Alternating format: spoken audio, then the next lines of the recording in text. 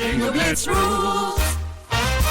If your bingo has ads in it, That's not a bingo. if it doesn't have the coolest tournaments, mini games, and the most breathtaking design, Nope, not a bingo. if your bingo moment makes you feel so excited that you just want to burst in joy and scream out loud, bingo! Sorry, so you're playing... Bingo Blitz? Now that's a bingo.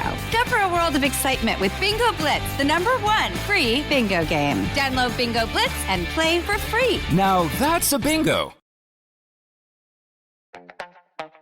This episode is brought to you by Skinny Pop Popcorn. Perfectly popped, endlessly delicious. Oh, so light and crunchy. Skinny Pop Original Popcorn is the snack you've been searching for. Made with just 3 simple ingredients: popcorn kernels, sunflower oil, and salt. Snacking never felt or tasted so good. Perfectly popped, endlessly delicious. Give yourself permission to snack and pick up Skinny Pop Original Popcorn today. Let's hang out. Let's hang out. And let's talk about what lessons have found. Let's hang out. And let's listen to 2 lesbians shout. Let's hang out. Let's hang out. Hey everyone, welcome back to Let's Hang Out. I'm Ellie Brigida. And I'm Lee Holmes Foster, and here's what's happening this week. This week in the Lesdom. Hey all, we wanted to tell you about Dive-In Deck. These are cards to ignite and inspire deeper dialogue. Dive-In Deck is a unique deck of trendy cards designed to inspire connection, conversation, and community on our planet. Each card features an igniting question or statement, and it's paired with inspiring and vibrant visual art, serving as an access point for inquiry and exploration. They're also a lesbian-owned business, which we love. We love to support our community. And what is more lesbian than talking about your feelings? Am I right? Processing. And this deck's going to help you do it. It's the perfect gift to float through the holiday season with presence and grace. You could give them as a stocking stuffer. They're perfect and perfectly affordable for anyone on your list. Or for holiday parties, you can bring authentic conversation to the festivities or help that coworker or neighbor get off their phones and get into the holiday cheer. They're also perfect for fireside conversations. Bring your loved ones together for heart-to-heart connection, the true meaning of the season. If you're looking forward to when we can travel again, they're great on a family road trip or on a plane. It's just a game that you can play to make the journey merry and bright. And if you're less of an extrovert, unlike us, they're also great for self-care and reflection. Sneak away for some alone time, for some introspection, meditation, or journaling about your own comfort and joy around the holidays. Or if you haven't yet picked out a gift for that Secret Santa or white elephant that you have coming up, these are great last-minute gift ideas, from your mailman to your homeroom teacher to your mother-in-law. These are so great for anyone on your list. And make sure you use our code LesDiveIn for 25% off your entire order at diveindeck.com, now through December 20th. Once again, our code is LesDiveIn, L-E-Z, and you'll get 25% off your entire order. So make sure you dive in, deck the halls this holiday season. I see what you did there. This Week in the Lesdom is a place where we can touch base each episode about things going on with the podcast or otherwise. And this week, we want to talk about Generation Q. Season 2 is officially in production, and there are some really exciting names attached to it as well. Rosie O'Donnell, the one, the only, is going to be in Generation Season Q, thank God.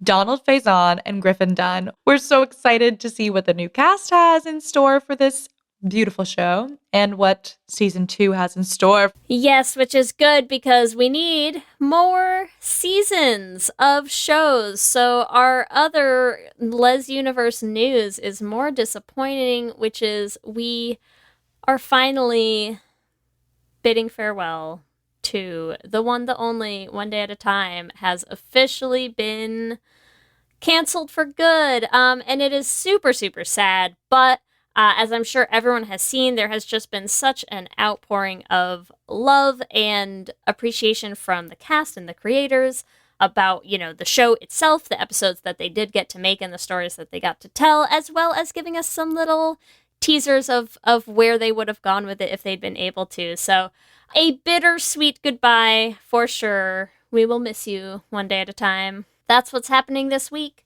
Back to you, Ellie and Lee. Thanks, Ellie and Lee, and welcome to our 56th installment of Should Have Been Gay. Oh, it was fun, it was great, but it should have been a little more gay. And in this week's episode, I'm Lee Holmes Foster, and I'm a whole lot of woman.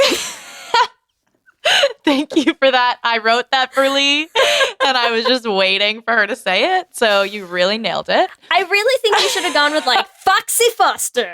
And I'm a whole lot of woman. That's good. You're a jive turkey. And today, we are clearly not Foxy Cleopatra, but we are joined by Jacob Thomas, who is crying laughing right now, so we're so happy to have them here. Jacob is one of Australia's most prominent leaders in sexual orientation and gender identity.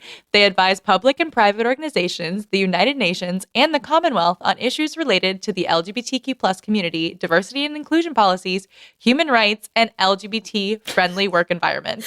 Jacob, you do so much. You're incredible. Here's what I love so much is we just cut. Jacob sent us this insane bio of like everything that they actually do, and we cut so much stuff out, and it still just sounds like we transitioned to like the possible side effects section of a commercial. Possible side effects include LGBTQ community, diversity and inclusion policies, human rights, and LGBT-friendly work environment. So anyways, Jacob, hey, thanks for being here. This is great. Oh, thanks for having me. It's really cool.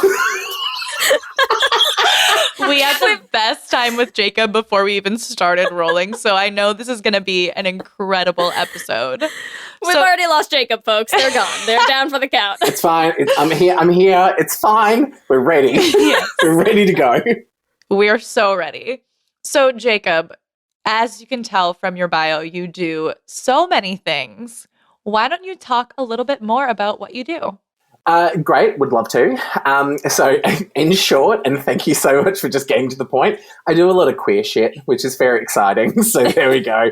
It is exciting. It's very exciting. Yeah, so I mean, like, I've been in the domestic and international human rights space now for, I think, like 9 years. I deal with really, really hard topics pretty much every single day. I think it's like the reason why we have our activists, right, is because, you know, people deserve, especially those of us who are queer people, we deserve like really, really good lives.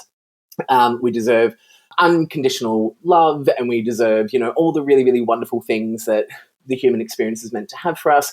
But there are heaps of barriers and heaps of issues that come up. And so, yes, we can have pride, and yes, we can have joy, and we can also still fight for those who are battling for that every single day, who deserve it, just like us. So that's what I get to do every single day of my life, and it is incredibly hard and incredibly worth it.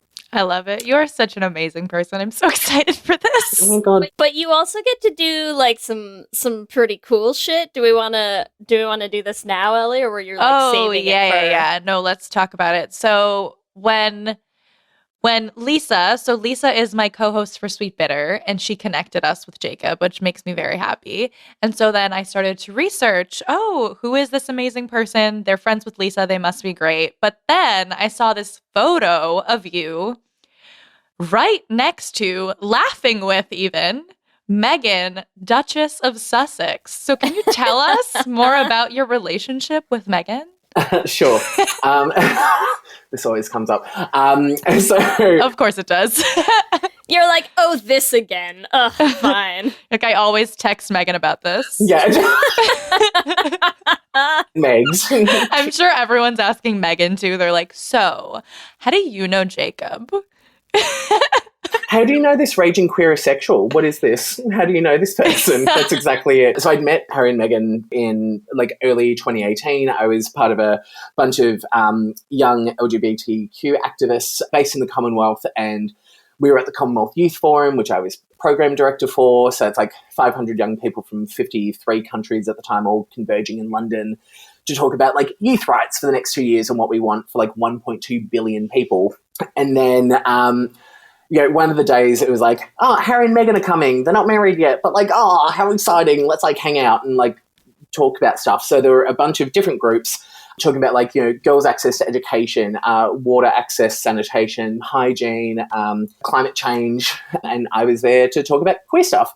Anyway, so we were there, chat. And with these phenomenal activists, we actually got Harry and Meghan to commit to supporting LGBTQ rights across the Commonwealth, which is really, really cool. Yes. So and that's like the first like active recording, I think, ever of them actively supporting it, which was brilliant. So then smash cut to a couple of months later. I'm back in London. My carbon footprint is garbage. Here's me being like, climate change is a disaster. We need to do something about it. P.S. I'm going to take a 24-hour flight. I hope that's cool. Anyway, so we're there. I've been in London for like a week and a half by this point with other Commonwealth youth leaders, again, resetting the agenda for the Commonwealth's youth. And then Harry and Meghan are rocking up to like announce and open Commonwealth Youth Week. And I was there with my friend Shaboni and Nafula. And I was like, okay, cool. Megan's going to come over. This is totally fine. This is cool. Don't worry about it. It's fine. It's fine. It's fine. And she walks over and she just extends the hand. They're married by this point. She extends the hand. She's like, hello, old friend. How are you? And I was just like, I'm so bad with royal protocol. I cannot tell you. Like, I've met the Queen and I said the F-bomb. In Buckingham Palace. It's a whole thing. Anyway. But yeah, Megan comes over and she extends her hand. She's just like, hello, old friend. And immediately out of my mouth is like, hey, fave gal pal. And which is not meant to say to the royals. And I was just like, I mean, your Royal Highness, it's so good to see you. I mean, I'm sure she didn't care. I know, she loved it. Like, that's what the laugh is. Just the really, really cool part about it is that jacket that I'm wearing, I made.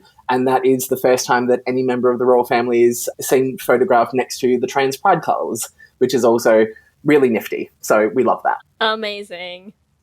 I feel like I desperately want us to just, like, scratch it, go back, and, like, re-record your bio to be like, Jacob Thomas, besties with Meghan Markle, and possibly banned from Buckingham Palace. I mean, I am... You may know them from swearing in front of royalty.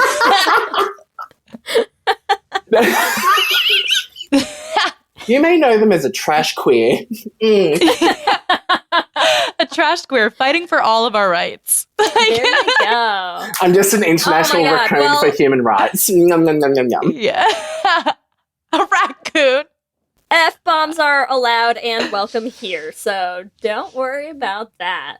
And they will probably come up a couple times. Because, look, we are going to be talking about Goldmember today. Not just Austin Powers, Goldmember specifically.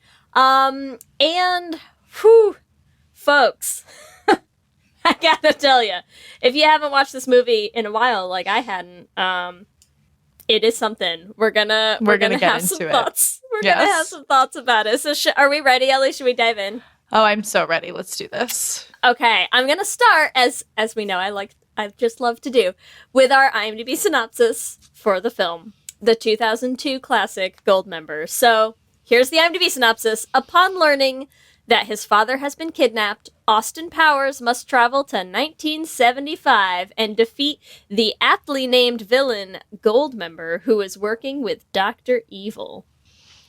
Actually, I think one of our best IMDb synopses we've ever had, because it actually tells the plot of the film.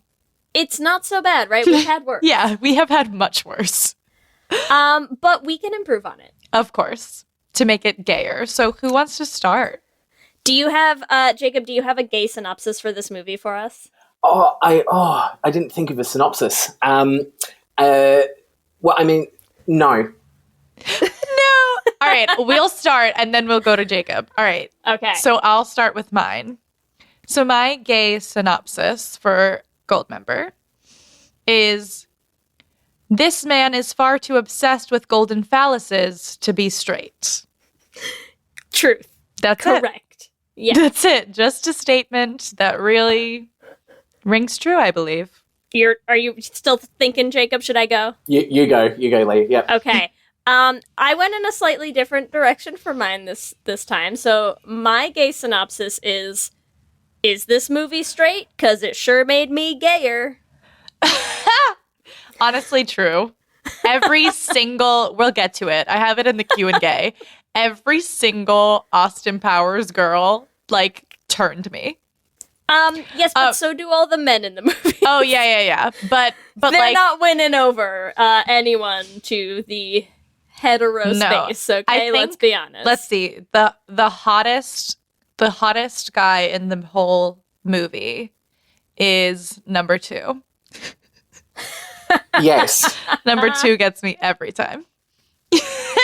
But also Scotty. Oh yeah, I mean, I'm like, a before the hair damaged loss. son. I don't know.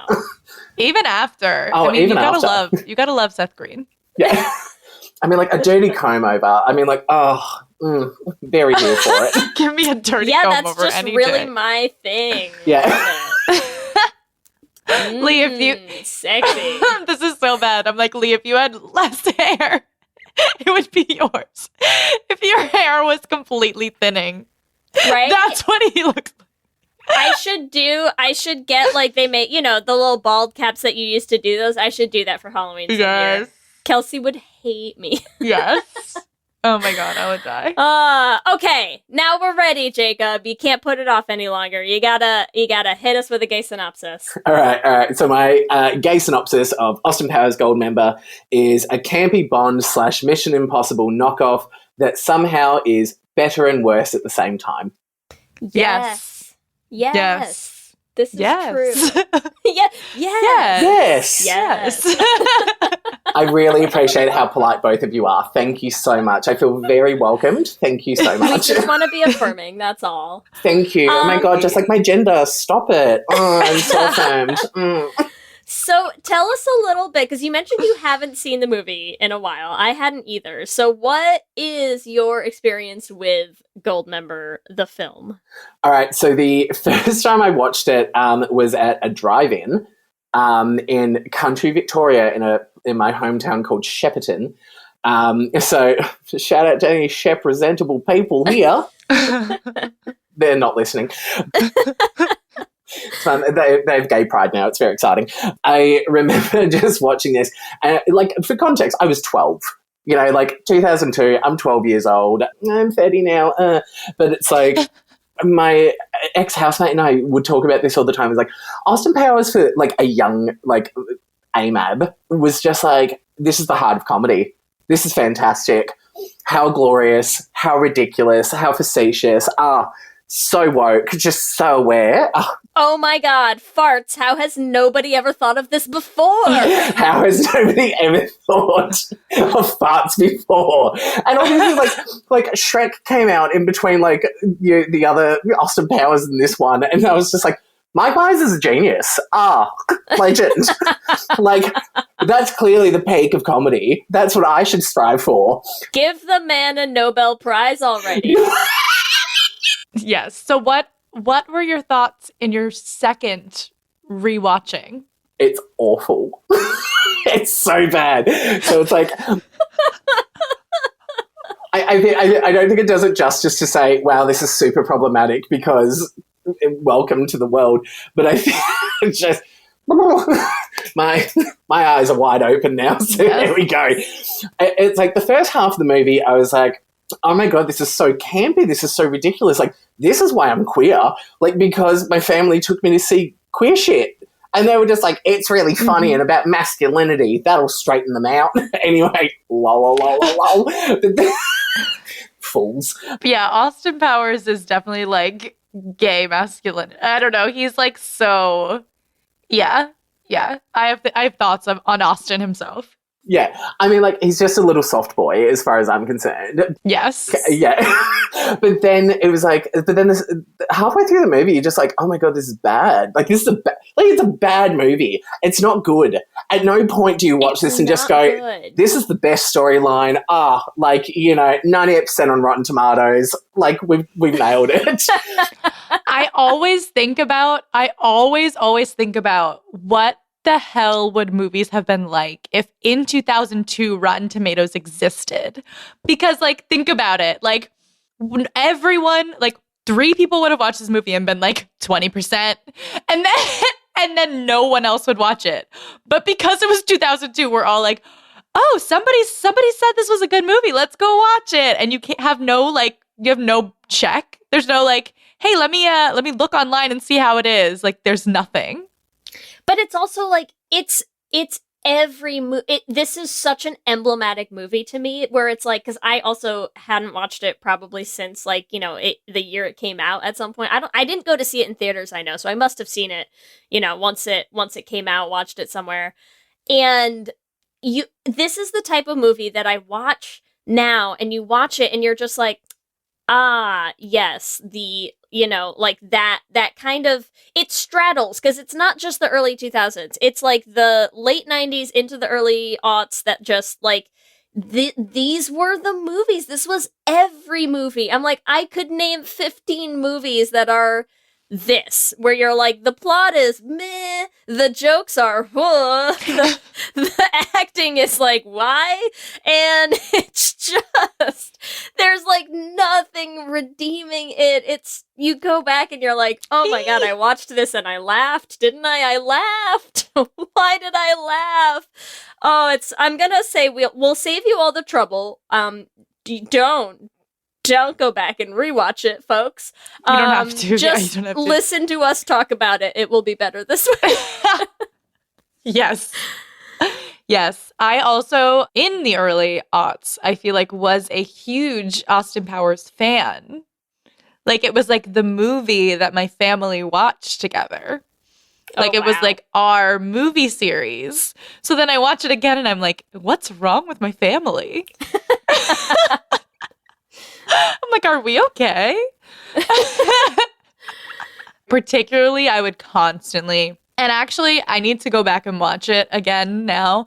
I would constantly watch The Spy Who Shagged Me. Mm-hmm. And I need to watch it again because I'm sure it was still super problematic. However, I would watch that movie a million times over just for Felicity Shagwell. Yeah. I mean, that's it.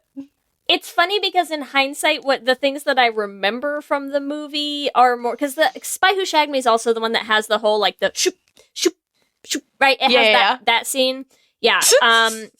So that's like, I have very vivid memories of like watching I know I've seen Spy Who Shagged Me probably also the most times, I think. And in hindsight, the reason for that Heather Graham is the reason. Is 100% Heather Graham. I mean, there's no question. There's zero. But like also has like a Madonna soundtrack. Like it was absolutely like a Bond film. Like Spy Who Shagged Me was full Bond homage. It was so interesting to watch. And like I rewatched a couple of clips in preparation for Goldmember.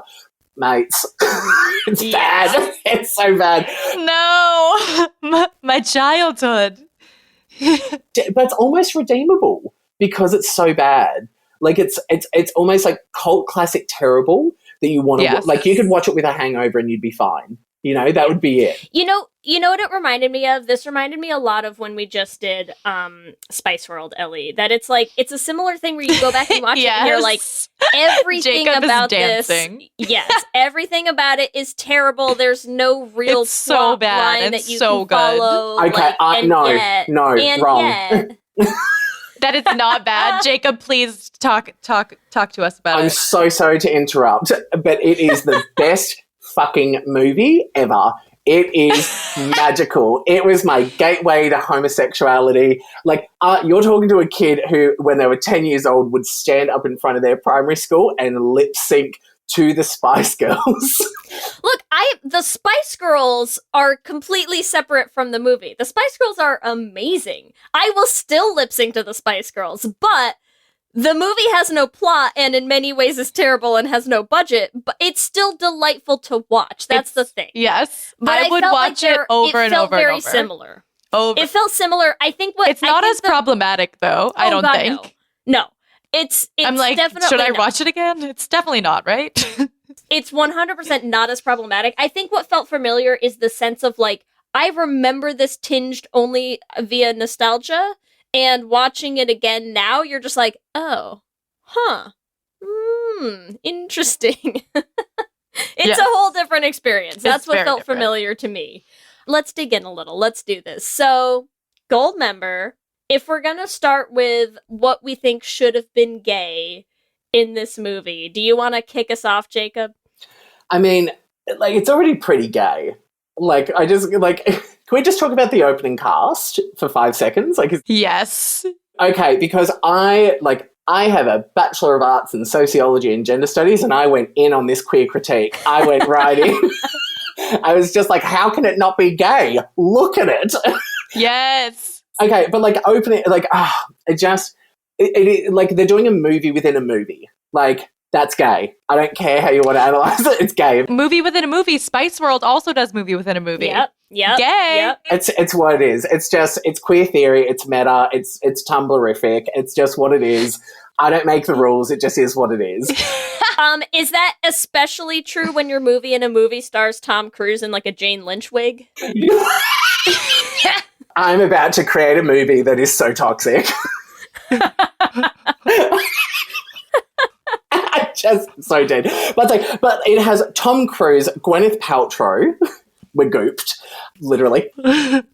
Unfortunately, it has Kevin Spacey in it, but of course he plays Dr. Evil. So if that is not foreshadowing, I don't know what is. That is a hard foreshadowing. We should have seen it.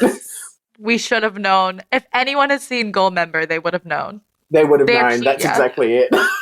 But then Danny DeVito is in it. Like, shut the back, front, and side doors. And he plays Mini-Me, and I fucking froth on it. It's so good. It's so ridiculous. And I cackled when I rewatched it.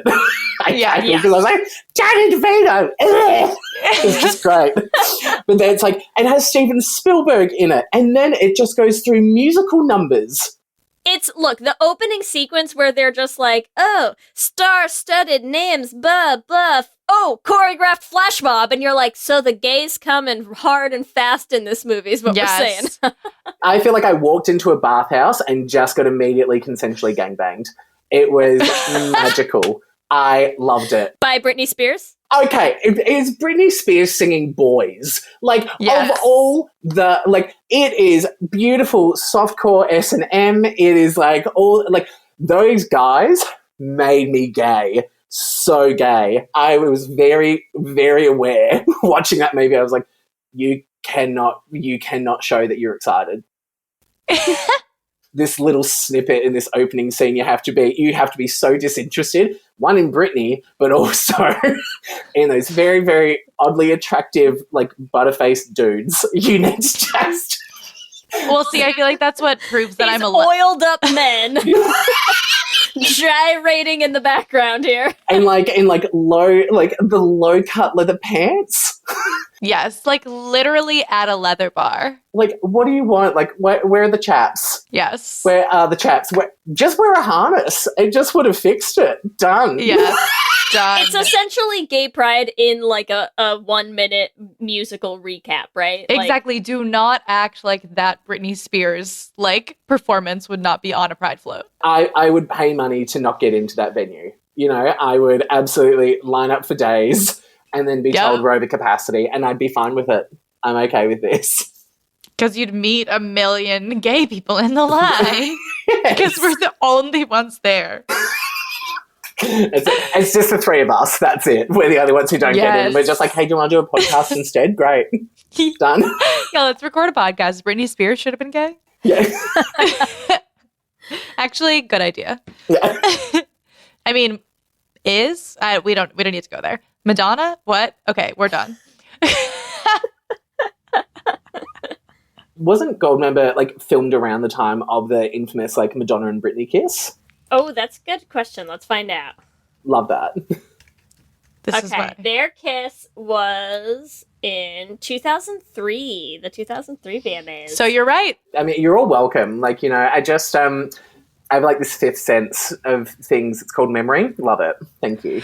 It's called memory.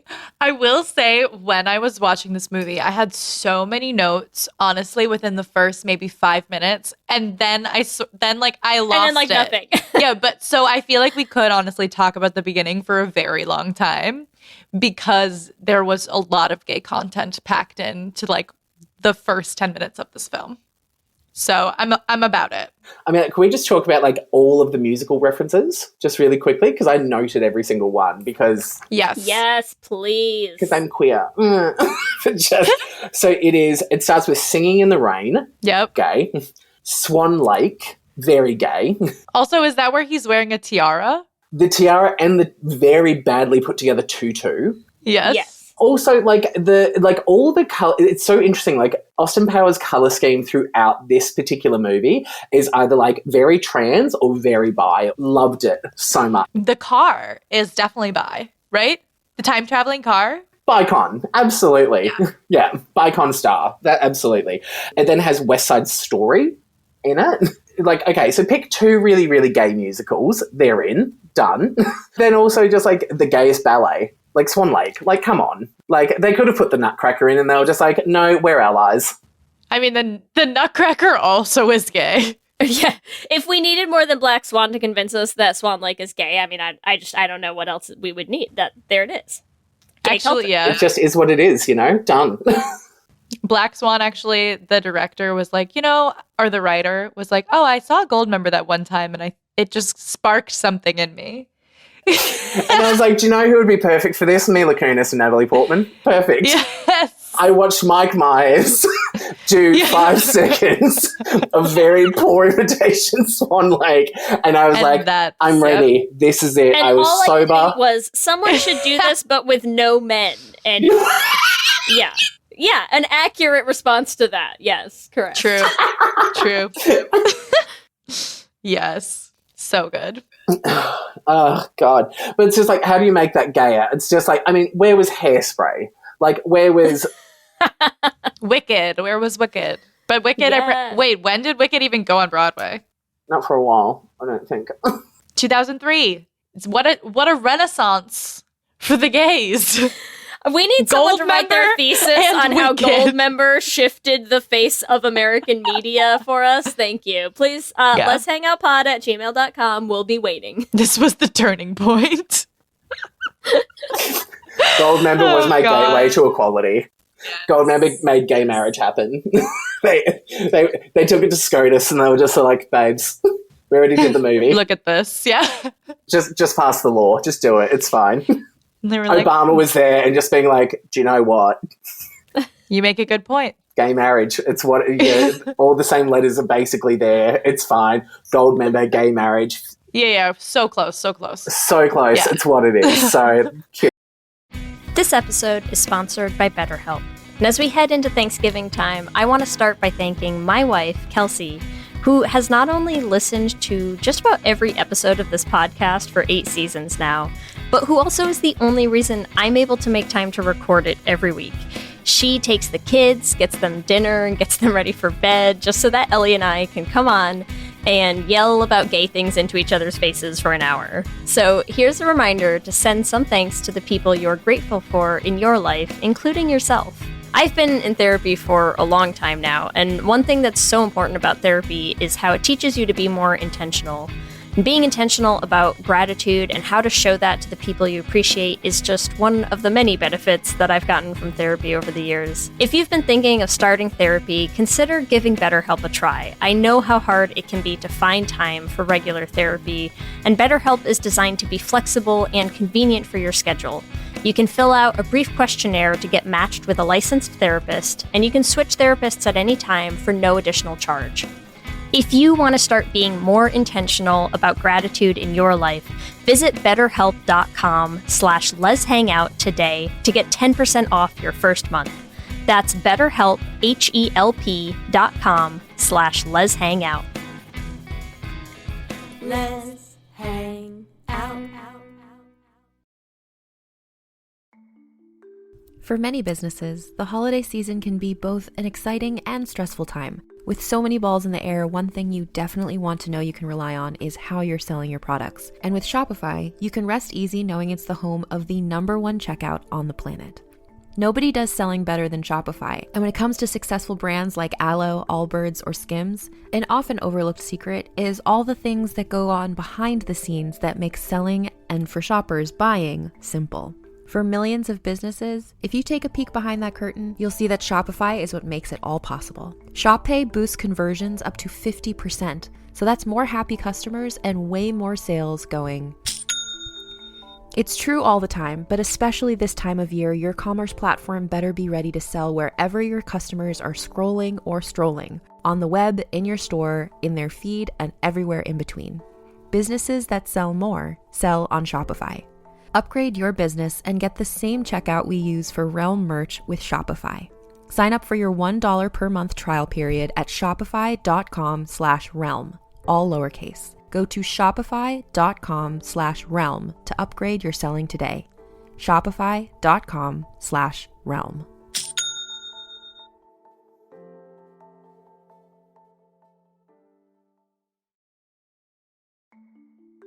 For many businesses, the holiday season can be both an exciting and stressful time. With so many balls in the air, one thing you definitely want to know you can rely on is how you're selling your products. And with Shopify, you can rest easy knowing it's the home of the #1 checkout on the planet.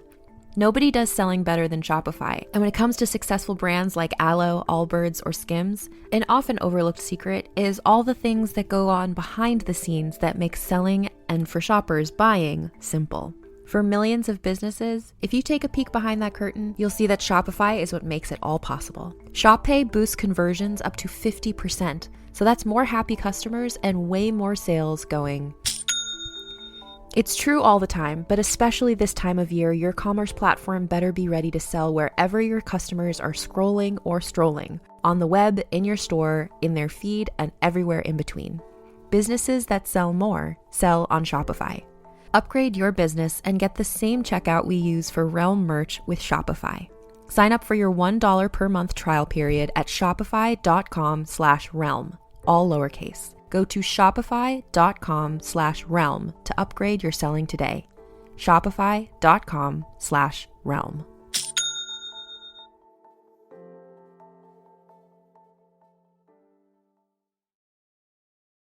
Streaming December 12th on Peacock. Paris Hilton and Nicole Richie are back. That's hot. Loves it. For a show-stopping reunion that will prove putting on an opera is anything but simple. We're really good at this. One thing's for sure, they won't be upstaged. Good to have you back. Come on, we've got a show to do. Paris and Nicole, The Encore, a 3-part reunion special, streaming December 12th, only on Peacock. Loves it. So what else happens after our musical sequence that or is there more from the opening musical sequence that's gay? I think then we immediately go to the Hollywood sign, which for some reason that's where Dr. Evil's secret lair is. Why? I'm very confused. Because they started a talent agency, of course. Of course. In the Hollywood sign. What do you mean, why? Which for some reason is now hollow.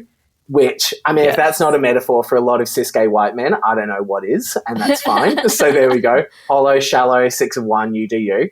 But anyway, I'm not coming for the gatriarchy. It's just systemic. I can't help it. It's not my responsibility to not point out flaws. It's what it is. We understand that. Yeah. We do meet 2 of our gayest characters in the movie, though, who I'm going to say are number 2 and Frau Farbissina. Yeah. We do meet both of them in that opening scene. I love Frau so much. So much. Also, Frau is canon lesbian. Yes. Look, here's my okay, I know we're going to talk about all the campy nonsense as a lot of our should have been gay. My main actual should have been gay for this movie is you already made her gay. Where is it?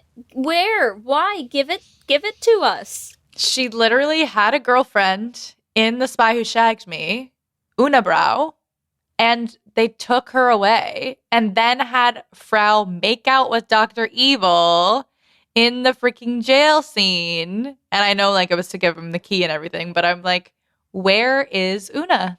See, here's my thinking of that. I don't think she's gay. I think she's like a pan switch. That is what I think Frau is. It's just she is there for pleasure. She is very much there for power and dominance, but is very happy to be subservient and play the role. She's in charge. It's not Dr. Evil. She's in charge. Of course she is. Of course she is. But she's just oh, I'm tired tonight. You have a go. And that's just kind of it. Frau is very much yep, I'm in charge of the operations. This is how it's going to work. As is number 2. But, if he's not Frau's slave, I don't know what is happening there.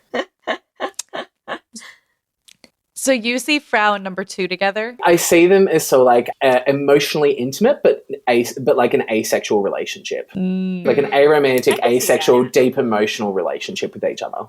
Yeah, because I'm pretty sure number 2 is gay. Better be. I'm just... Well, that's a hill I would die on for no particular reason.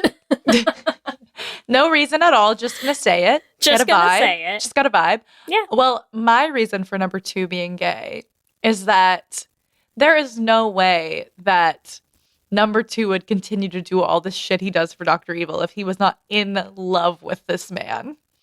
Like, he, first of all, when you go to the boarding school scenario. Oh, God, yes. Like, Dr. Evil's like, I'm number 1, haha. And he's like, where did he come from? He's just been clearly stalking Dr. Evil, and he's like, I'm number 2. I'm here for you. Always. And you're like, what? Where did you come from? And then they're just inseparable since then. So this is like this is like a first love, I think, for number 2. This is like full like Mr. Burns and Smithers. Yes. But it's such a trauma bond gay of just so like, I need the chaotic evil in my life because that's what I'm used to. Therefore, I'm going to go for like chaotic attachments. Yes. So you think chaotic attachment, Dr. Evil, but number 2 and Frau don't have a chaotic attachment, or they also do? Of course, it's all chaotic attachment. Also, True. I have a lesbian rabbit hole for us real quick, just before we move on from Frau for business. So, my lesbian rabbit hole is that our Frau is played by Mindy Sterling, and I think we should call out that she also helped get Tello their first Emmy nomination in Sex and Execs. So, just want to throw that out there because, we love Tello. So, there you go. And we love Mindy. A queer icon. There's just, the hits keep coming. They keep coming. What about the other people in this scene? So we have, right? So we have number 2, we have Frau, we have Mini-Me. Do we want to talk about Mini-Me? What do we think Mini-Me's identities are? Oh, wow. Yeah. I mean, Mini-Me's definitely into women because he's very hypersexual with Foxy Cleopatra. Yes. I don't know if we think he's bi or if, he's completely straight, because he also has this moment where he shows off to Austin Powers' dad and he's like, look at it. It's like, what is he? It's like a kickstand. Yeah. Yeah. Oh my God, this Do you movie. think that's like a straight thing? Do straight guys do that? Like they're just like, oh, look at mine. I don't know why I can't say the word. I'm like, look at it. I literally won't even say it. Why? It's so weird. It's so weird how I don't want to talk about like what, look at what's happening. Look at my bits. Is that what Australians say? I think that's just what I say because I try not to I don't know what people want to call their genitals, so I just say bit. Yeah, right? Yeah. Bits. That's good. So is that a thing that's straight? That straight you think people you'd do? call They it like say you're down under or something? No? Okay. I'm tossing that out there as an idea. Okay. Do you know what, mate? How dare you? Oh, like that's worse than anything that happens in this movie. In this economy, how very dare you? The outrage that I am experiencing on this day. No, I think it's. I think Mini-Me actually is like queer theory allows anything to happen, so it's fine. Mini-Me, particularly in Goldmember, is actually like the antithesis to Dr. Evil, and I think actually is like a representation of like what healthy masculinities can look like. I don't think he is healthy masculinity at all, but I think it is that point of like, being emotionally aware, you're understanding like rejection is bad, but not wanting to get like unhealthy revenge necessarily. I think like being just sort of like, yeah, I've got a big package. Oh, do talk, yeah. But I'm not going to be sort of like gross about it necessarily either. And I'm trying to say this within the context of this film. In 2020, it would not fly. I'd still look at him and just be like, you're a dickhead. But in the context of this film, I think this is a very, very quick attempt to just be like, oh, I nearly said it. I nearly said not all men. But I think that... I hate it. Wash it down. Guzzle, guzzle, guzzle. But I think what I'm trying to be able to say, yeah, Dr. Evil's fucked. Mini-Me's kind of fucked, but is like on the path to like changing these things. So yeah, Mini-Me's like some sort of representation of what Dr. Evil could be. Mini-Me's like the best we get in this movie. Yeah. That's exactly it. Okay, here's what I think though, because a lot of the things that you just said, I think also just suddenly helped clarify in my mind why, even while watching this, because I'll be honest, watching this, And I just kept sitting there the whole time being like, why can't I put my finger on, like, and not just this movie, it's so many, because, you know, like I said, it's so representative of that era of movies. What is it that's, like, so gay about them in a movie that's so not gay on the surface at all? And I think what it is the fact that it is all men who are obsessed male bodies and the appendages and functions of those bodies in a way that you're just like, is all you think about all day dicks? Like, because I gotta tell you, buddy. Yep.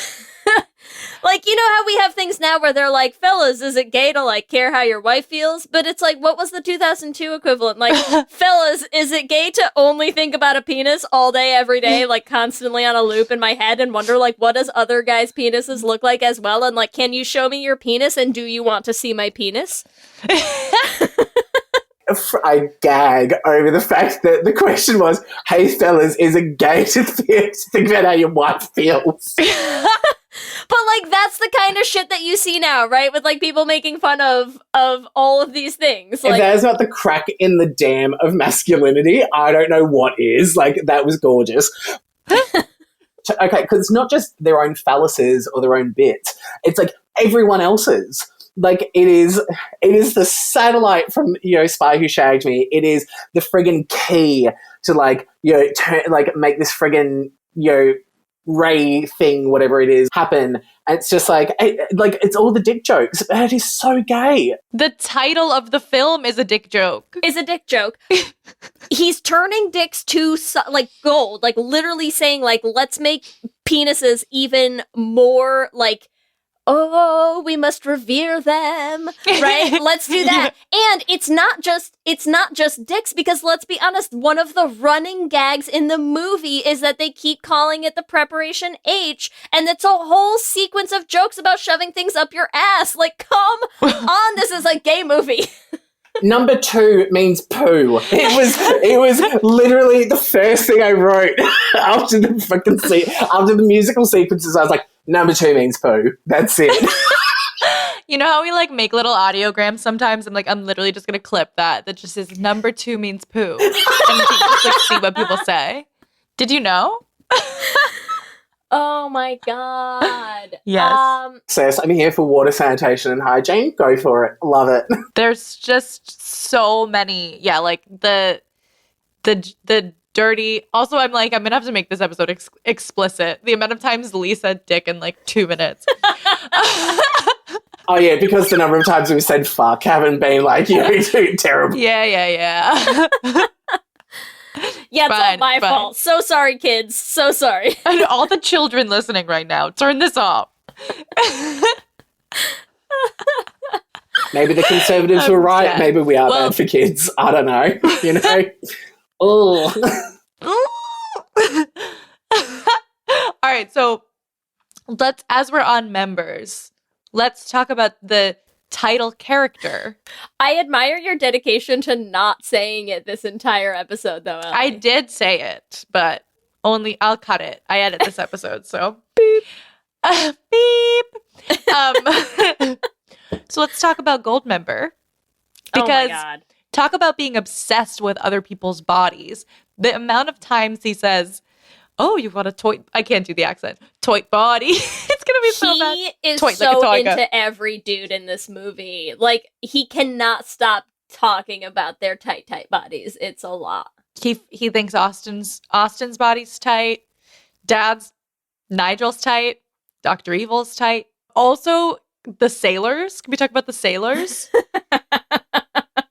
The semen joke immediately as soon as they're in the submarine. Like, it is just, ugh. Yep. There are so many fallacies within these phalluses. Yes. Fallacies within the phalluses. It's stunning. I love it. I'm Amazing so here wordplay. for it. Thank you. Well, Thank also, you. like, the costumes that they are in. Those are village people sailors. Oh, God, yes. Those are gay pride sailors. It is full Eurovision. I mean, like, you've got an evil, like, you know, genius who is Dutch.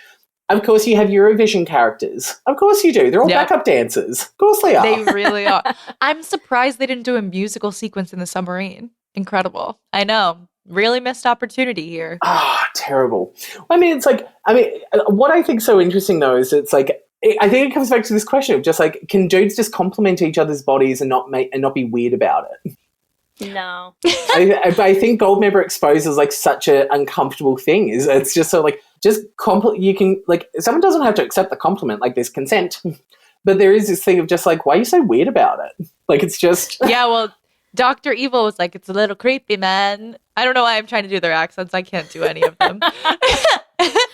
But it's not even that. It's not even just when they're like talking about each other's bodies. Because even like if we're gonna talk about the semen, like I don't know why the scene that's sticking with me is when they bring out Michael Caine and he's like beating up, like karate chop, and he's like karate chopping all the little sailors, and then that last sailor where he's like, you don't even have a name tag on. You don't even have a name tag, and he's like, and he literally just like shames this dude into submission, right? And he's like, yeah, that's a good boy. Why don't you just lie down? Like that's, I don't even remember if that's what he says, but that's like, I'm paraphrasing and that's what happens. And the dude is just like, oh, yes, let me lie on the floor, please. And you're like, what just happened? Like, what? It's not even like I'll put my gun down, I'll put my hands down, like I'll put my hands up. It's not a point of just like, yeah, I'm in trouble, I'll just do that. It is full submissive bottom. Yeah. Like it is. He went back to fetal state is how bad that was. Like, knees tucked to the chin, like he is ready for a pounding. Like he is in that sub, lubed and ready, and I say, good on you, champ. I'm so here for that. I'm so here for this. No name tag's really gonna get it. Oh, wow. Just go to a bathhouse, 6 of 1. You do you. It's totally fine. The submarine is a bathhouse. It is such a bathhouse. Absolutely. They have water. There's a little pool in the middle. There's so much plastic everywhere. A lot of rubber as well. Like there's a lot going on here, and good on them. I mean, coming back to Frail just really quickly, she's a full leather daddy as well. Oh, like, yeah. Oh, yeah. Yeah. Yes, for sure. Yeah. There's all kinds of like kink play going on in this evil submarine. I love it. I'm so here for it. Oh, and all like the piss scenes as well. So wild. Like there's so, it's not even sexual innuendo. It is right there. It's there. It's right in your face. It's really there. But can we just talk about, just on Goldmember again, just ever so quickly, the scene where he is introduced in Club 69, which, nice, is also just like... the height of comedy. The height. 12-year-old me is just like, I don't understand it yet, but it's funny. I love numbers. But then, like, the stretching that he is doing on the floor, that is, like, that... to pull... What does he do? I think he, like, full on pulls both legs, like, behind his shoulders and just holds them in place. I'm just like, good on you, champ. You get there. Yeah. Like, what I really appreciate is there is, like, very little bottom shaming in this movie, which would be such a typical dude bro thing to bring up. None of it, given how obsessed they are with bits. There's just, like, very little shame around, like, butts, which I just find really comforting in a way, I guess. I don't know. It's and exactly because for a character like Goldmember is 100% pitched as like he's a horn dog. Like that's what his character is, right? Like that's what they make him be. It's just like all he can think about is sex all the time, regardless of the gender of whoever he happens to be looking. Like it's like open your eyes, let's talk sex, right? Like and so what's funny is when they show him doing those stretches and you're just like, what is the like cis-het male sexual explanation for why a dude would need to be able to stretch like that? Yeah. Like, you tell me, Goldmember, you tell me. I'm very dying flexible to hear it. Also, just the flamboyance of that number. Like, Goldmember is so flamboyant. Just, like, the golds, full-on gold, the roller skating, the, like, entourage. The silk robe. Oh, yeah. I froth. I love it. It's so good. So true. It is very campy gay. So it's campy. so campy gay. But also there's like no explanation as to why he's flexible. Like there's there is zero discussion about except to like kick Beyonce in the forehead twice. Many times, yeah. Like that's it. I don't. Also, what we have no clue. I'm like, are they trying to insinuate that because he lost his member, he has like ridiculous flexibility now? Because there's like nothing there. But I'm like, that has nothing to do with your legs. I mean, like I tuck when I do drag, and like, yeah, like you feel a bit more comfortable doing the splits because your bits aren't gonna, smack onto the floor. I'm not trying to flirt with anyone. I'm just saying that that's what happens with me. Everyone, wait, I believe Jacob can do the splits. I believe the only correct response to that is Jacob, behave. Oh my God, terrible! Get out. But just stay here. I love it. But it's like, but I mean, like, it's almost like, is the whole metaphor in Goldmember to just be like straight dudes just get fine with like sticking some stuff up your butt? Like, is that it? Is that the whole movie of just so like hemorrhoids exist? Get a higher fiber diet. If you don't, here's preparation H. My answer is yes. Yeah. Thank you. The answer is yes. Thank you very well. We were waiting for that. I'll call them now. Yes, it is. Yes. Yes. Alert the press. Yes. Alert the press. Get the AP on Twitter. Don't worry about the election. We've called it. It's fine. Just watch Goldmember. So let's talk a little bit about really, I think the only person not the only one, but let's talk a little bit about Foxy Cleopatra. Just because Beyonce, that's it. Like, Beyonce deserved so much more than this. So much more. But well, I mean, like, it's this or Pink Panther, and I think this did better. So, yes, it's like, also, Beyonce's acting career from Goldmember to Dreamgirls. Yeah. Goddess. I love Dreamgirls. I will actually, oh my God, should have been gay Dreamgirls. But we'll do that another time. But also that scene where she's talking through Nathan Lane. I have so much critique about this. I'm so excited. All right, please tell me everything. I want to hear it. Okay, so like literally I had lunch before we did this podcast and I was downstairs eating a banh mi and it just clicked and I was like, I've solved it. I've fixed it. This is what it is. Okay. So, I mean, like, so we can take, like, the immediacy of it of just so, like, oh, she's talking through Nathan Lane. If none of you know who Nathan Lane is, like, mates, quick Google. Nathan Lane is genius. Yeah, go rent the Birdcage, come back when you're done. Or was he also in Mouse Hunt? Or Mousetrap, or whatever it was called? That terrible, I know, it was a gay movie. Yeah, it's like, it's a bad movie, but it's a great movie. Anyway, but Nathan Lane's brilliant. But then also, I looked at it and I was like, oh my God, this is lip syncing. This is drag. And how funny that it's a cis white man lip syncing to the words of a woman of color and getting praised by a straight white man for how talented that is. I gagged on it. I was like, is this RuPaul's Drag Race? Is this the Hall of Fame?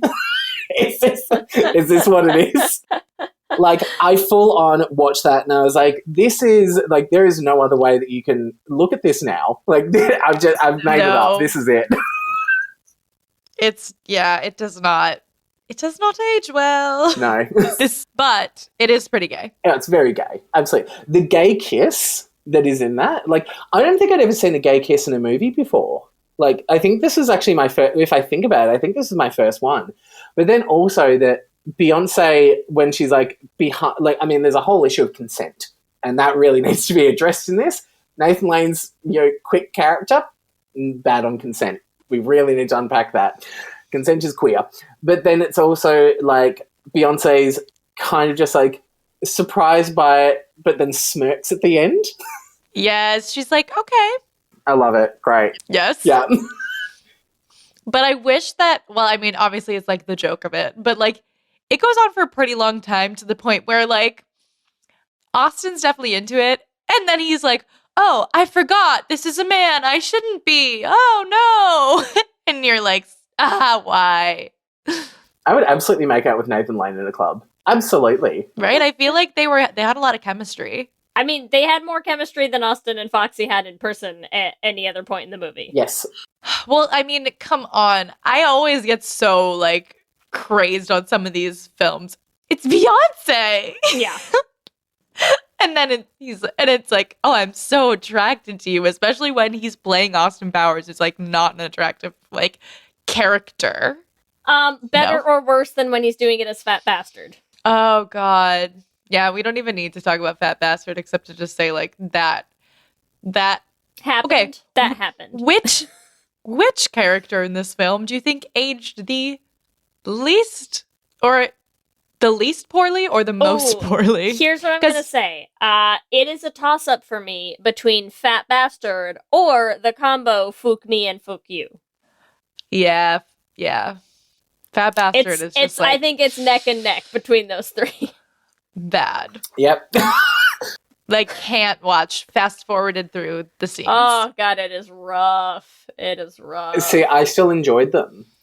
Oh, no. No. So I come from a really fat family, and so that was our way of, like, it was this weird thing of, like, we kind of used it as, like, it was oddly empowering in, like, a country town when that movie came out to just, like, not be seen. Like, so it was this fucked thing of, like, you got seen as, like, powerful in a way.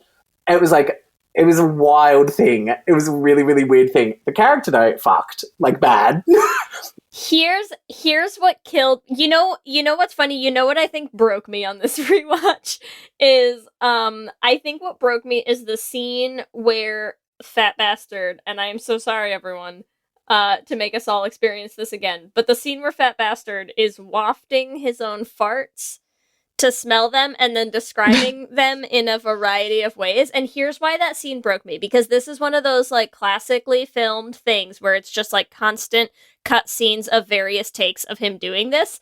Literally all I could think is, like, you know how they film those, is they're just like, go do, like, a bunch of takes, like, just say different shit and say funny things and say what comes to mind, and we'll just, like, you know, pick the best ones. And I'm like, how long did the crew have to sit and film take after take of Mike Myers in this fat suit talking about farts? That thought broke me. That's what did it for me. I've killed Jacob. I'm so sorry. I didn't even think of it that way. I couldn't not, because they kept cutting back. Right, they'd, like, cut to Austin and Foxy watching, and then they'd cut back, and I'm like, oh my God, it's another take, it's another thing, he's gonna compare it to something else. Now he's comparing it to people's cooking and crap, and now he's comparing it to this, and I was like, oh my God, I know what this is. You always know what this scene is. I'm like, they just let him, like, be a comedian, you know? And I'm like, how? There must be at, like, an hour of footage somewhere of him doing takes of this, and I just want to die. I mean, like, Fat Bastard is the straightest character, I think, in the entire movie. And it is so, like, it is the pinnacle of dude. Fart jokes, it is. Like, poop, it is. Poop, it's like not wiping properly. I mean, like, if that is not homophobic, I don't know what is. Just like learn how to wipe your hole. It's the body hair, it's the look at my titties, and you're like, no, sir, no. No, don't call them titties. No. I don't want you to do that.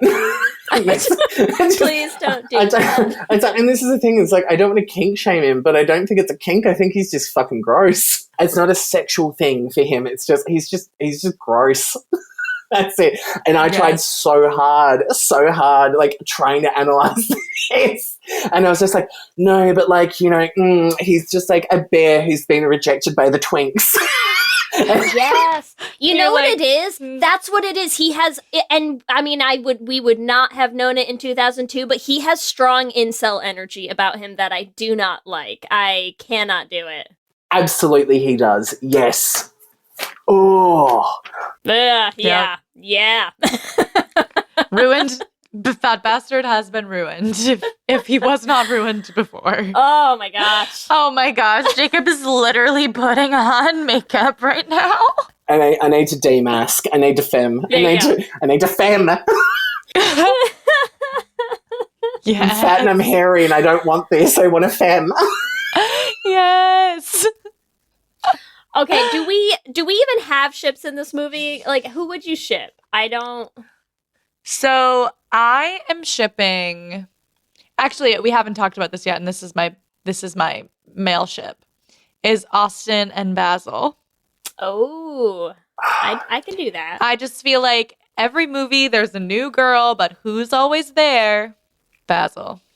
So I think they're life partners. There's definitely some sort of thing going on between the two of them, but they have an open scenario where it's like, Austin, do your thing, but I'm always here. So I ship them. Do we ship it? I'm gonna say I ship number 2 and Dr. Evil. I'm into it. I can vibe on that.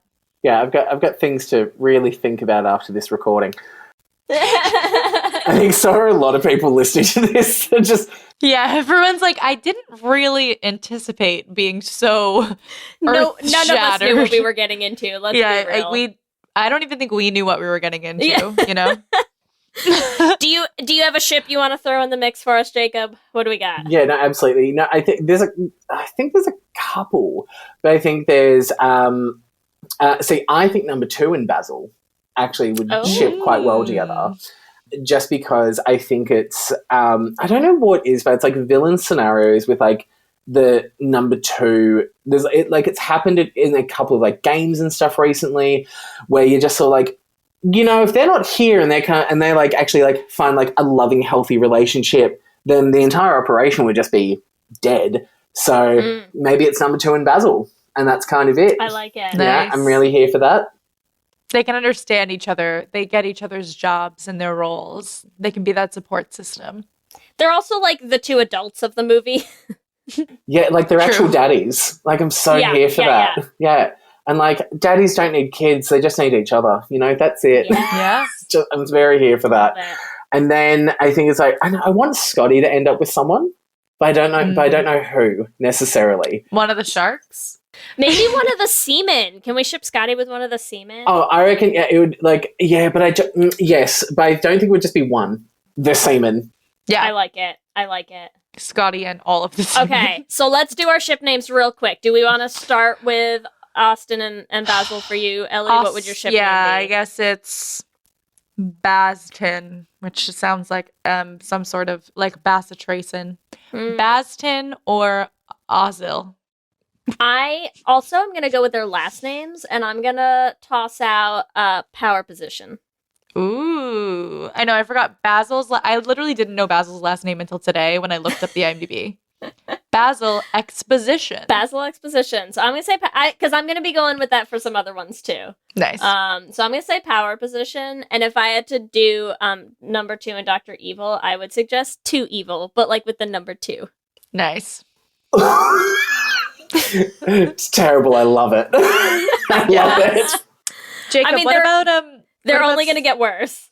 What about Scott and the Seaman? I want to hear that one. What do we think for ship name there? Well, I mean, like, because Dr. Evil calls him Scotty Don't quite a bit, so maybe it's just Seaman Do. Yeah. Yes! Scotty Don't, but Seaman Do. Oh my god. Okay, wait, and who else had you said? You'd said Basil and number 2, right? So I'm gonna go with his last name again, and I'm gonna say position 2. Oh, I like that. Yeah, okay. What about just 2 positions? Like, they're just very considered, like, they don't want to waste time. They're just like, they just remind me of, like, the gay couple who would, like, they do meal prep on Sundays. They are ready. They are regimented. They're just like, sex is Monday, Wednesday, Friday, and your birthday. Like, that's how this is going to work out. This is what it is. They're the couple who goes on like a picnic, and they have that like special picnic basket that comes with like the little snapped in like mugs and stuff, and like they each have their own color coded set of utensils that like have their own little places to slide. They're that couple. I get it. I get what you mean. But they're the ones who also go to like, is it Palm Beach that you have over there? Is that what it is? Where it's like, where there's like all circuit parties and stuff. Like, they're the one, I think like Trixie and Katya talked about this, but it's just like they would go there and just like be in harnesses and leather and do drugs and just have sex and just go, we're still fun. See, we're fun. Look how fun we We're are. just going to clean up in the morning. Everything will be very neat again. Yeah, that would be Guys, once you've been absolutely bred to filth, can you just leave your cups on the nightstand? I'll get them in the morning. Okay. All right, who needs Did we ammo? put everything in the dishwasher so Who we can needs- run Yes. it tonight? Guys, who needs... Everybody have a coaster. Let's have a good time. No, wrong wristband. No, you're in the bottom line. It's over there. Over there. No, we've worked it out. It's fine. Who's douching now? Just... Is everyone okay? Yeah. Does anyone need some lanolin after being in the cross? What does everyone need? What I need is somebody to make this movie for us, please. Please. I think it's just called A Weekend After COVID, I think. I think that's just... Look, Yes. oh my God. Here's what I can tell you. My favorite thing sometimes with the Should Have Been Gay episodes is I love when we pick a movie where after watching the movie, I'm just like, oh, what are we gonna say about this? Like, I just don't even know. And then you sit down and we're like, okay, well, 2 hours later, I have a lot of thoughts still. I have so many feelings. We I have to have a wrap it lot up, to even say. though there's so much to talk about. I think we can wrap it up by saying Goldmember Should have should been have gay. been gay. Really should They have. have it. It's time for our Q and gay. Are we ready? Q and gay. Question number 1. Which Austin Powers movie is the best?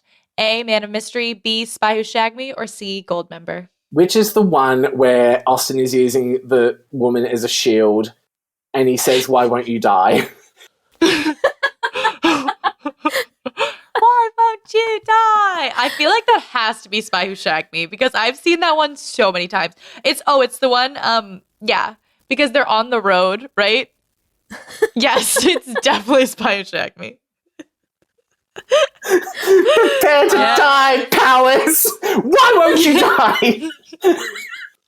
Spy Who Shagged Me is just my favorite. And also, like, we did not mention, but Elizabeth Hurley, like, honorable mention for, like, also being the first Powers girl and literally never aging.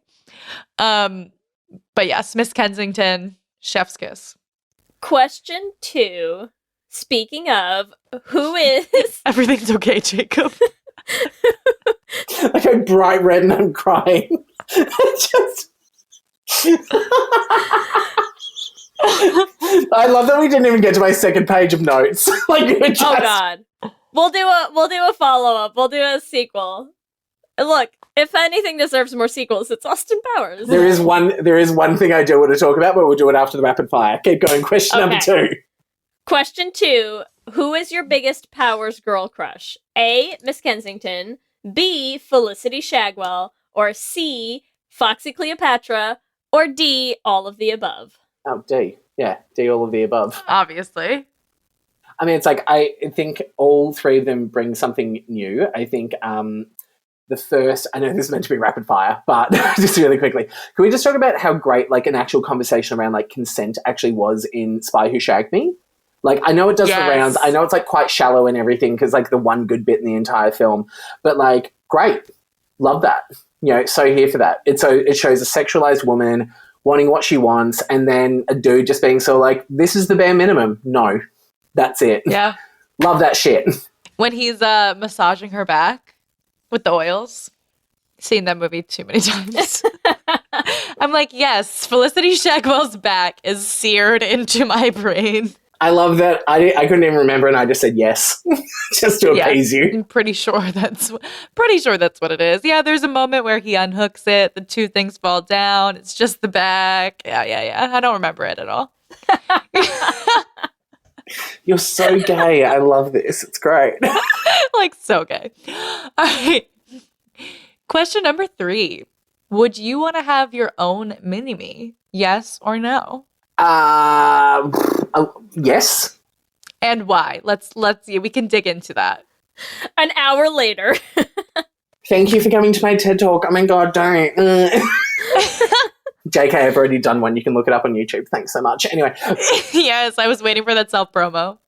Got to promote yourself, boo. But I think it's like, I would not want the absolute, it's not even chaotic. I would say the manipulative, very imbalanced relationship that Mini-Me and Dr. Evil have. I would rather be able to look at it and just be so like, like I would see Mini-Me as like having a kid, you know? Yeah. That's what it would be. So I'm just like, yeah, look, I could get around having kids. That would be totally fine. Like, love that shit. You know, they're good eggs. why not? But I'd probably rather adopt, which is kind of where the hesitation comes in, where I'm just like, oh, there are so many mini-me's who just don't have mummies and daddies. So true. So true. So you'll get a mini. There you go. Whatever that mini is. I like 12 more cats. 6 of one. Either or. It's a toss-up. Question 4. What part of the evil organization are you? A. Dr. Evil. B. Frau Farbissina. C. Number 2. Or D. Scotty. I think I want to say that I'm Frau, but I'm probably Scotty. It's okay. Also, or E, the semen. Yeah. Well, I mean, hey. I would love to be Frau, but I think I'd probably just get too disappointed because I'm also a really fucking, like, a big Capricorn, so I'd probably just be like, we're not being efficient, I hate this, fuck it. I'll just demote myself. Yeah. Question number 5. If you had to choose, what would you want your bits to be? Let's see. Well, how should I say this? What would you want your bits to be covered in? A, bronze, B, silver, C, gold, or D, diamonds? I mean, let's just put it this way. Like, I think my bits have not been touched for such a long time that I can legally donate blood in Australia again. Like, that's kind of where we're at. You know, let's just keep that in. But what if they were diamonds? What about that?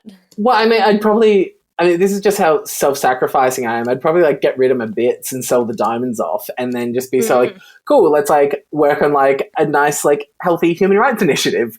Like, that's what I would do. Be fine. Done. Wow. Love it. Amazing. Because, I mean, I don't want to touch diamonds. You know, just, like, also, ugh.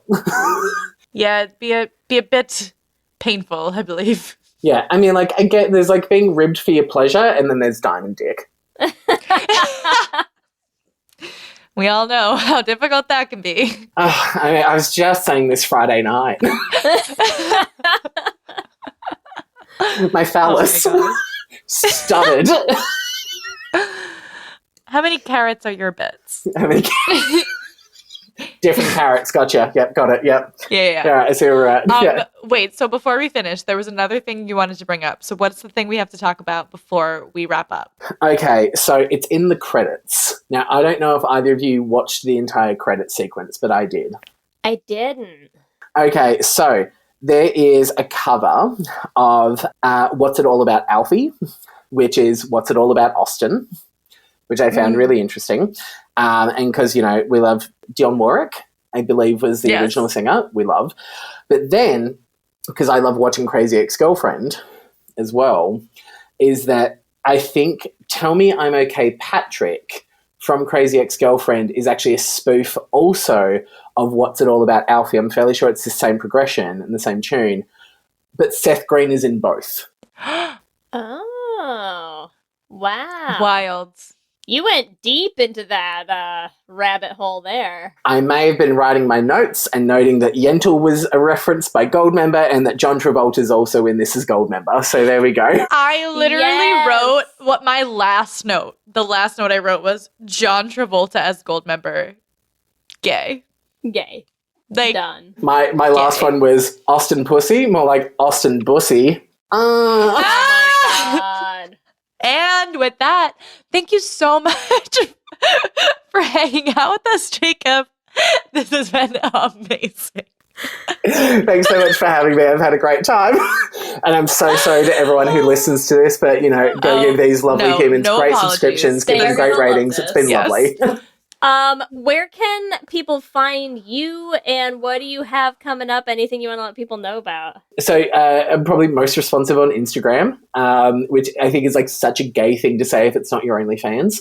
But on Instagram, it is just Jacob James Thomas, or one word, Thomas with a H, or an H, however you want to pronounce it.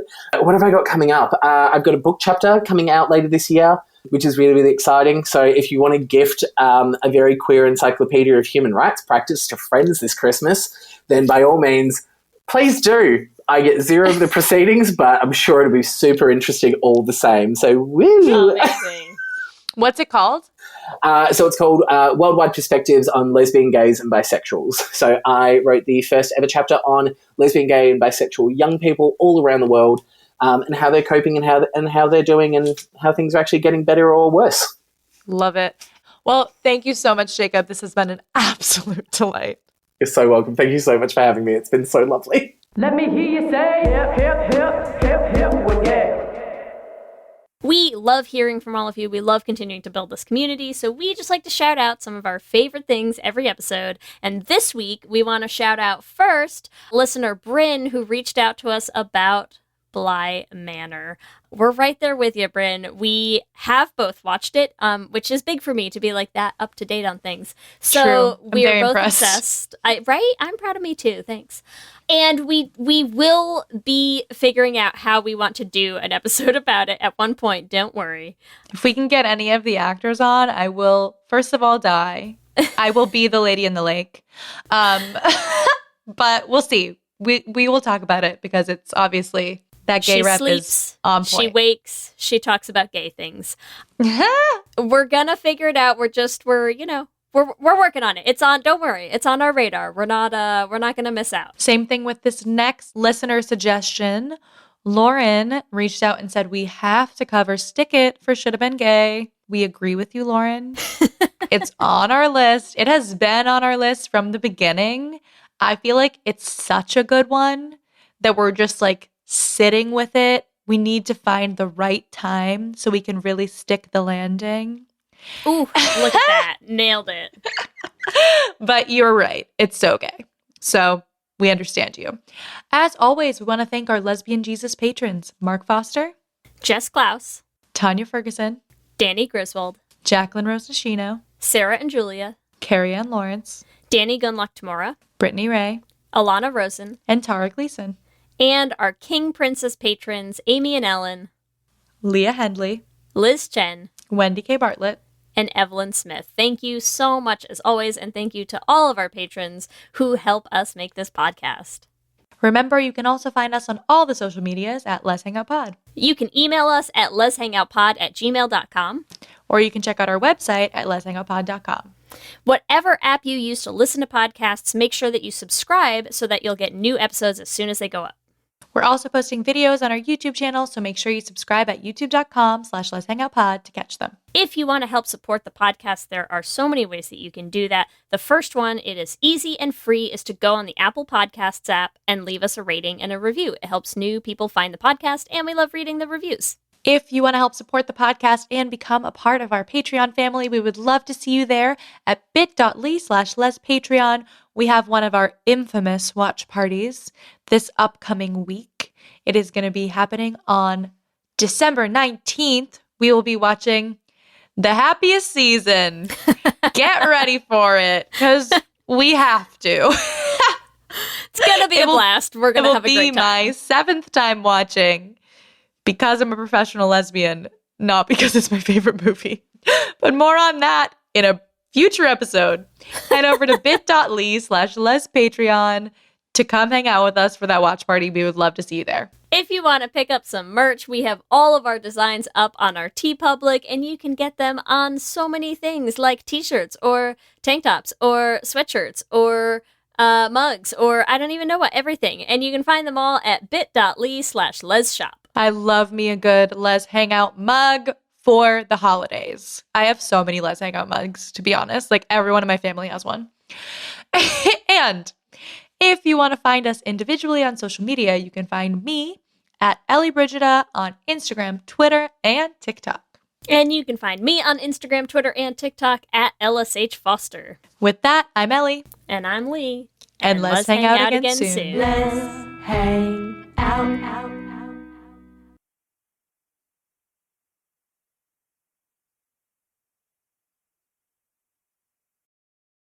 Buffet brawlers, glory holes gone wrong, cannibalistic castration cabins, public poopers? These are just a few of the crazy topics you'll hear covered on Excuse Me, That's Illegal, the pettiest podcast around. Whether you need a break from all that murdery true crime stuff, or just enjoy hearing hilarious stories told in a unique way, I got what you need. I'm Leroy Luna, your fearless host/chauffeur. So come hop in my minivan and let's go for a ride. I promise you probably won't be disappointed. Excuse me, that's illegal. is available on Apple Podcasts, Spotify, basically everywhere you consume podcasts, with new episodes dropping on the 10th, 20th, and 30th of the month, baby!